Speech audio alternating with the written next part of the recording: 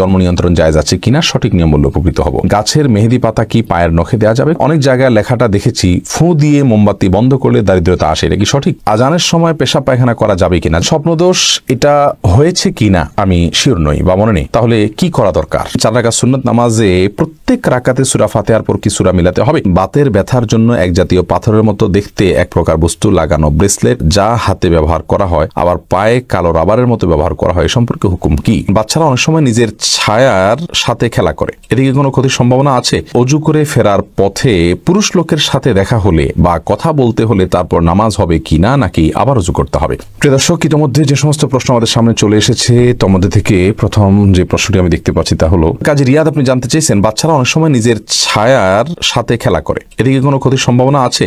না, বাচ্চারা নিজের ছায়ার সাথে খেলা করলে এর জন্য বিশেষ কোনো ক্ষতির কথা আছে বলে আমার জানা নেই। শারমিন আখতার আপনি জানতে চেয়েছেন স্বপ্নদোষ এটা হয়েছে কিনা আমি শিওর নই বা মনে নেই, তাহলে কি করা দরকার? শুধু স্বপ্নে দেখেছেন কিন্তু কোনো ভিজা বা স্বপ্ন দোষের মাধ্যমে বীর্যপাত হয়েছে এরকম কোনো আলামত যদি আপনি না দেখেন তাহলে সেক্ষেত্রে আপনার গোসল ফরজ হয়নি। আপনি স্বপ্নে দেখেছেন বীর্যপাত হয়েছে, বাস্তবে বীর্যপাতের কোনো আলামত যদি খুঁজে না পান তাহলে আপনাকে গোসল করতে হবে না। মেহনাজ পারভিন আপনি জানতে চেয়েছেন অনেক জায়গায় লেখাটা দেখেছি ফু দিয়ে মোমবাতি বন্ধ করলে দারিদ্রতা আসে, এটা কি সঠিক? এটি কুসংস্কার। ফু দিয়ে মোমবাতি বন্ধ করা জায়েজ না, ফু দিয়ে মোমবাতি বন্ধ করলে দারিদ্রতা আসে এরকম কোনো বিশ্বাস রাখা জায়েজ নেই। দারিদ্রতার সাথে এগুলোর কোনো সম্পর্ক নেই, এগুলো কুসংস্কার, এমনটি বিশ্বাস করা যাবে না। এটি বিশ্বাস ছোট শিরকের অন্তর্ভুক্ত হবে। বরং ফু দিয়ে মোমবাতি নেভাতে গেলে যদি আগুন ডানে বামে ছড়াতে পারে সে ভয় থাকে তাহলে ফু দিবেন না, হাত দিয়ে নেভাবেন, সেটি ভিন্ন বিষয়, কিন্তু এর কারণে দারিদ্রতা আসে এরকম কথা সঠিক নয়। সফিবুর রহমান আপনি জানতে চেয়েছেন সুন্নত পদ্ধতিতে গোসল করার জন্য প্রথমে অজু করলাম, তারপরে সারা দেহে সাবান মেখে গোসল করলে আবার কি অজু করতে হবে? না, এরপরে আর অজু করার প্রয়োজন নেই। তো অনেক ওলামায়ে কেরামের মতে লজ্জাস্থান সরাসরি স্পর্শ করলে অজু ভেঙে যায়। তাদের মত অনুযায়ী আপনি লজ্জাস্থান, এমনিতে গোসলের সুন্নাহ পদ্ধতি হলো যে আগে লজ্জাস্থানে কোনো ময়লা নাপাক থাকলে সেগুলোকে আগে ভালো করে ধুয়ে ফেলা, এরপরে পুরো শরীর ধোবেন, তাহলে সেক্ষেত্রে আর লজ্জাস্থানে সরাসরি স্পর্শ করবে না। তবে লুঙ্গি ইত্যাদির মাধ্যমে স্পর্শ করলে কারোর মতেই অজু ভঙ্গ হবে না। মিতা নাহিদা আপনি জানতে চেয়েছেন কিছুদিন আগে আমার বাচ্চা হয়েছে, বাচ্চা হওয়ার কতদিন পর আমি নামাজ পড়তে পারবো বললে উপকৃত হবো? বোন মিতা, বাচ্চা হওয়ার পর ব্লিডিং যতদিন চলবে ততদিন আপনি নামাজ পড়বেন না, ব্লিডিং শেষ তখন থেকে আপনি নামাজ পড়বেন। এটাকে নেফাস বলা হয়। নেফাস বা সন্তান প্রসব পরবর্তী যে ব্লিডিং, এই ব্লিডিং শেষ হয়ে গেলে আপনাকে সালাত আদায় করতে হবে। তবে ব্লিডিং এর সর্বশেষ সীমা হলো 40 দিন। 40 দিন পর্যন্ত যদি ব্লিডিং বন্ধ না হয় তাহলে 40 দিনের পরে ব্লিডিং থাকলেও আপনি সালাত আদায় করবেন। তানিয়া ইসলাম আপনি জানতে চেয়েছেন অজু করে ফেরার পথে পুরুষ লোকের সাথে দেখা হলে বা কথা বলতে হলে তারপর নামাজ হবে কিনা নাকি আবার অজু করতে হবে? না বোন, কোনো পুরুষ লোকের সাথে অজু করার পর যদি দেখা হয় বা কথা হয় তাতে আপনার অজু ভঙ্গ হবে না। অজু ভঙ্গ হওয়ার সাথে এর কোনো সম্পর্ক নেই। কেউ যদি অজু করার পর কোনো পুরুষের সাথে অন্যায়ভাবে দেখা দেন, হারাম ভাবে দেখা দেন, হারাম কথা বলেন তাহলে ঠিক গুনার কারণ হবে, ভিন্ন কথা, কিন্তু এর ফলে অজু ভঙ্গ হবে না।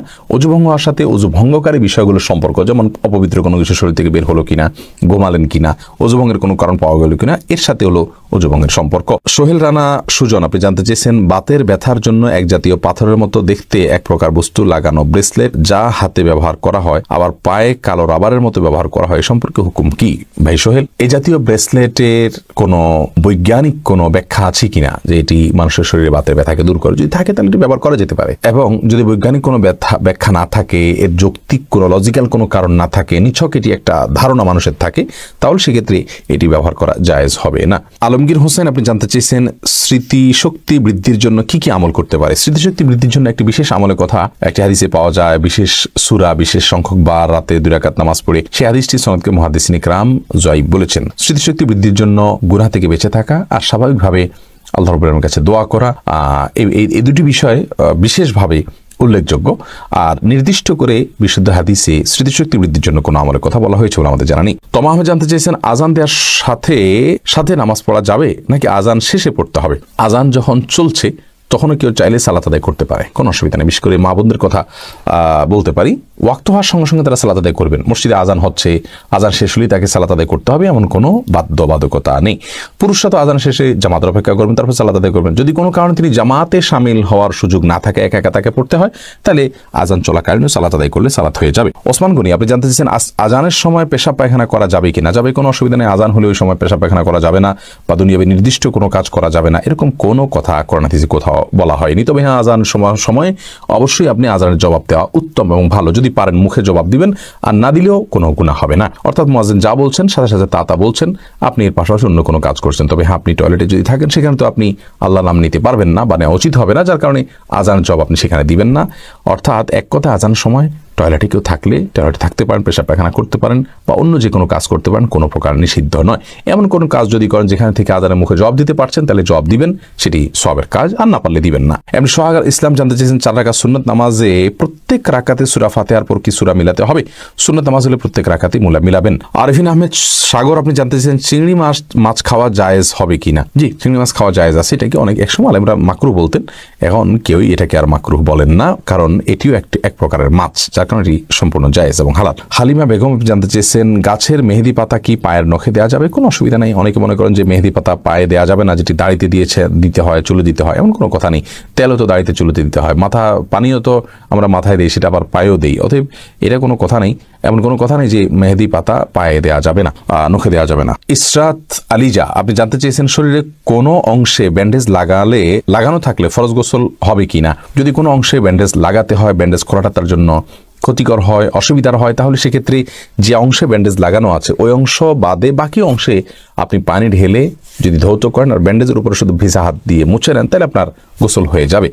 আর যদি ব্যান্ডেজটা এরকম জায়গায় হয়, কথা পেটে বড় করে ব্যান্ডেজ আছে, তাহলে সেক্ষেত্রে আপনি উপরের অংশে কোনোভাবে পানি দিতে পারছেন না, দিলেই ব্যান্ডেজ ভিজে যাবে, তাহলে সেক্ষেত্রে আপনি অবশ্যই তায়াম্মুম করে সালাত আদায় করতে পারবেন। যে প্রশ্নে আমি দেখতে পাচ্ছি নাসরিন আক্তার চাঁদনী আপনি জানতে চেয়েছেন সোনা দিয়ে কি দেনমোহর শোধ করা যায়? যে কোনো কিছু দিয়েই দেনমোহর শোধ করা যেতে পারে। শাহান রাফসান আপনি জানতে চেয়েছেন নামাজের মধ্যে মুখে যদি দাঁতের ভেতর থেকে কোনো কিছু খাবার বের হয় তাহলে কি নামাজ হবে? সামান্য যদি কণা টনা জাতীয় হয় কোনো অসুবিধা নেই, তাতে নামাজ হয়ে যাবে। দাঁতের মধ্যে কণা ছাড়া তো আর বড় কিছু থাকার কথাও নয়, অতএব এটা জায়েজ হবে ইনশাআল্লাহ। হ্যাঁ, যদি মুখের ভিতরে কোনো খাবার রেখে আপনি নামাজ দাঁড়িয়ে যান আর ওটা খেতে খেতে নামাজ পড়েন, আপনি গিলেন খান, তাহলে তো আপনার নামাজ হবে না। মেহেরুন রিয়া আপনি জানতে চেয়েছেন দেনমোহর যদি না নেওয়া হয় তাহলে কি কিছু হবে? না, দেনমোহর যদি আপনি গ্রহণ না করেন আপনার স্বামীর কাছ থেকে, ধার্য হতে হবে, আপনি নিলেন না, তাকে ক্ষমা করে দিলেন বা মওকুফ করে দিলেন, তাকে দায়মুক্ত করে দিলেন, তাহলে সেটি কারণে আপনাদের বৈবাহিক সম্পর্কে কোনো প্রকার অসুবিধা হবে না। আল্লাহ তাআলা কোরআনে কারীমে বলেছেন যদি মেয়েরা দেনমোহরের ব্যাপারে কোনো ছাড় দেয়, স্বামীকে কোনো অংশ ছাড় দেয়, তাহলে স্বামীদেরকে আল্লাহ তাআলা বলেছেন ফাকুলুহু হানি আম্মারি, তাহলে সেটা তোমরা সন্তুষ্ট চিত্তে খেতে পারো, ভোগ করতে পারো, তোমাদের স্ত্রী তোমাদেরকে ছাড় দিলে। এমনি মাহবুবুর রহমান জানতেছেন ইকামতের সময় মুসল্লিরা কখন দাঁড়াতে হবে? ইকামতের সময় মুসল্লিদের নির্দিষ্ট কোনো বাধ্য করে দেওয়া হয়নি যে এই সময় দাঁড়াতে হবে। আমরা অনেকে মনে করি যে কদ কামাতিস সালাহ বললে তখন দাঁড়াতে হবে, অথবা হাইয়া আলাস সালাহ হায়াল ফালাহ বললে তখন দাঁড়াতে হবে, এরকম কোনো কিছু কিন্তু আবশ্যক নয়। ইকামতের শুরুতে বা মাঝে যে কোনো পর্যায়ে মুসল্লি দাঁড়াতে পারবেন। মোহাম্মদ আবু জাহেদ আপনি জানতে চেয়েছেন জন্ম নিয়ন্ত্রণ জায়েজ আছে কিনা? সঠিক নিয়ম বললে উপকৃত হব। জন্ম নিয়ন্ত্রণ করা ইসলামী শরীয়তের দৃষ্টিকোণ থেকে জায়েজ রয়েছে দুটি শর্ত সাপেক্ষে। প্রথম শর্ত হলো সন্তান জন্ম নিলে সে কি খাবে বা তাকে আমি কি খাওয়াবো, এই মুহূর্তে আমার উপার্জন নেই, অথবা এই মুহূর্তে তার জন্ম হলে আমি অর্থ কষ্টে ভুগবো, এরকম শঙ্কা থেকে জন্ম নিয়ন্ত্রণ করা জায়েজ নাই। কারণ আল্লাহ রাব্বুল আলামিন কোরআনে কারীমে বলেছেন লা তাকতুলু আওলাদাকুম খাশিয়াতা ইমলাক নাহনু নারযুকুহুম ওয়া ইয়াকুম, তোমরা তোমাদের সন্তানদেরকে কি খাওয়াবে এই চিন্তা থেকে হত্যা করে ফেলো না, কারণ আমি তাদেরকে এবং তোমাদেরকে উভয়কে রিজিক দান করব। অতএব রিজিকের ভয়ে জন্ম নিয়ন্ত্রণ করা জায়েজ নাই। যদি কেউ এই চিন্তা থেকে জন্ম নিয়ন্ত্রণ করে যে আমার স্ত্রীর স্বাস্থ্যগত দিক থেকে তিনি এখন সন্তান জন্ম দেওয়ার জন্য ফিট নন, অথবা ডক্টর নিষেধ করেছেন যে এত বছর পর্যন্ত তার সন্তান ধারণ করা উচিত হবে না, অথবা এমন কোনো জায়গায় আছেন যেখানে আসলে এই মুহূর্তে আরেকটি সন্তান হলে সেটাকে লালন পালন করা কঠিন হবে, বা একটা ছোট সন্তান আছে মায়ের দুধ খাচ্ছেন, আরেকটা সন্তান আসলে মায়ের জন্য লালন পালন করাটা টাফ হয়ে যাবে, সেরকম লোকজন নাই, অর্থাৎ পারিপার্শ্বিক কারণে যদি জন্ম নিয়ন্ত্রণ করা হয় সেটা জায়েজ রয়েছে। দ্বিতীয় শর্ত হলো যে যদি স্থায়ীভাবে না করা হয়, অস্থায়ীভাবে করা হয়, সে অস্থায়ীটা 2 বছর 4 বছর 6 বছর 10 বছর পর্যন্ত হতে পারে, সমস্যা নেই। যে অস্থায়ীভাবে জন্ম নিয়ন্ত্রণ যদি করা হয় এবং রিজিকের ভয় ছাড়া অন্য কোনো কারণে জন্ম নিয়ন্ত্রণ করা হয় তাহলে সেটি জায়েজ রয়েছে।